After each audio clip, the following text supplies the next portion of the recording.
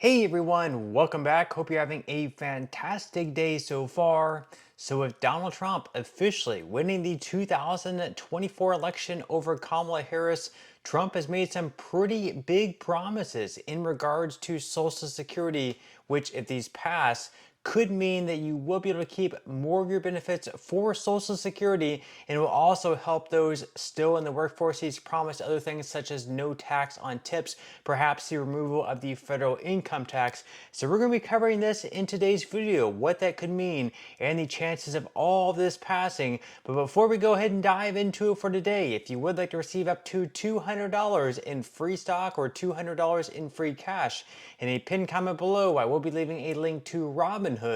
All you have to do is once you click on that link is just sign up for a free account and then simply link your bank account. You do not even have to make an opening deposit. At that point in time, Robinhood will be sending you one free stock worth all the way up to $200.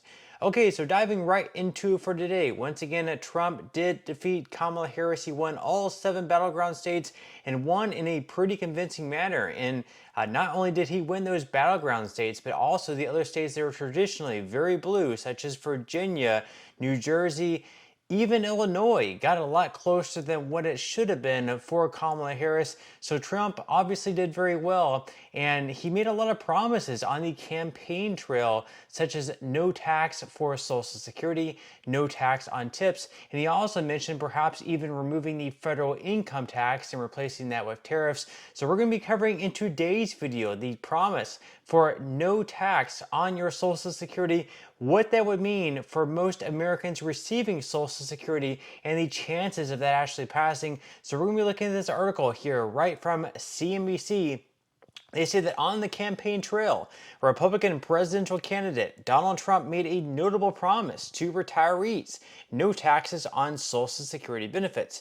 Now that Trump has won a second presidential term, that may prompt Social Security's beneficiaries to wonder whether that change may come to pass. But nixing those taxes may be a difficult task, even if Trump has a Republican majority in both the Senate and the House of Representatives. Any changes to Social Security would require at least 60 Senate votes, and Republicans would therefore need some Democratic support to pass those changes.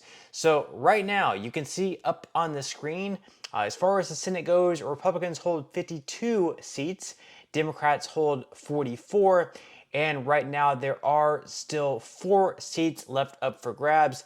Right now in Arizona, Kari Lake, the Republican, trails Ruben Gallego by about 50,000 or so votes, and there's still 30% or so votes left to come in. Who knows if Kari Lake can overcome that? Obviously, she did not perform as well as Donald Trump did in the state. Then, as far as Nevada goes, it looks like Sam Brown is now losing to Jackie Rosen. He did before have a lead. Right now, Jackie Rosen does have a lead of right around 13,000 with around 7% left to go. They're probably going to recount, but it looks like the Democrats may hold on to the seat in Nevada as well. That would get them up to 46 if they win both Nevada and Arizona. And then over in Pennsylvania, it's still too close to call. We have right around 3% of the vote left to come in, 97% reporting. And right now, the Republican in McCormick does have a lead of right around 30,000 votes. It's going to be very, very close there. Then as far as Michigan goes, the Democrats did hold on to the Michigan seat with Slotkin going on to beat Rogers in that race. And then in Wisconsin, Tammy Baldwin is going to hold on to her seat as well, as she did just edge out the Republican there in Hovde. And then, of course, in Montana, Republicans took over that seat, defeating John Tester in a pretty convincing fashion, actually, right around 7 points. And then the Republican in West Virginia is going to be taking over a seat there in the state of West Virginia, with Joe Manchin stepping down. And I got to say, once again, Joe Manchin received a lot of hate from his fellow Democrats, not just the voters, but of course the other ones in Congress, saying that he held up certain bills. But you have to say, for a Democrat to be able to win in a deep red state like West Virginia, that's extremely impressive. Think of what you will about him, but he certainly held really well for the Democratic Party in helping them keep the majority. As soon as he left, you can see exactly what happened. Jim Justice absolutely destroyed his Democratic opponent there by right around 40 points. Did not really stand much of a chance. Now we're going to go ahead and move on to the rest of this article here by CNBC. They say that just eliminating taxes on benefits without any other changes to make up for that loss in revenues would worsen the program's current funding woes. Experts say, quote, "It's hard for me to imagine that Democrats would be willing to provide votes to get over that 60-vote threshold and weaken Social Security solvency. I think a lot of Republicans would have heartburn about it too," he said. So basically what they mean by that right now, they do have a date right around 2033 where if nothing is done, Social Security is going to become insolvent. What that means is that the money that's in the trust fund, including the money that's still flowing into the trust fund via taxes, there's not going to be enough money in the trust fund to pay out everyone 100% of their scheduled benefits. So what they're going to have to do is they're going to have to cut everyone's benefits across the board by anywhere between 19 to 26% to ensure that everyone can receive some type of benefit. So even though there's not going to be enough money flowing into the trust fund via taxation and other things like that, everyone's still going to receive some type of benefit, but there's going to have to be large cuts across the board. And then of course, if they also cut taxation on Social Security benefits, that's going to be even fewer money flowing into the trust fund because the money that's taxed on Social Security benefits flows right back into the trust fund to then go right back out to people receiving benefits. Now, the article goes on to say that ending taxes on Social Security benefits, along with other Trump proposals to end taxes on tips and overtime, impose tariffs, and deport immigrants, would dramatically worsen Social Security's finances. The Committee for a Responsible Federal Budget found in a recent report.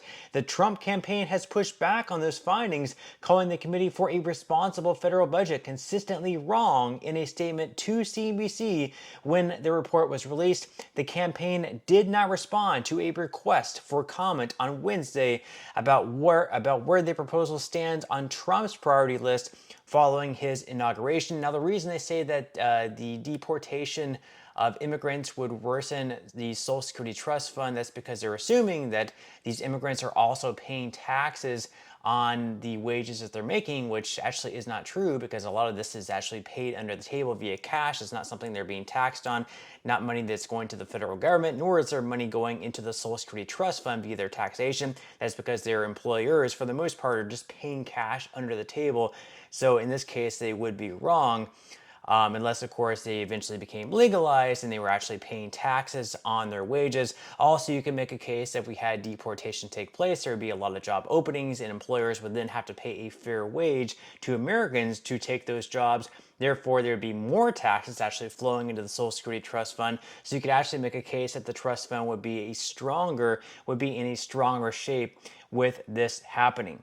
Now, they go on to say that the Social Security Trust Fund used to help pay retirement benefits is projected to run out in 2033, just as I had mentioned.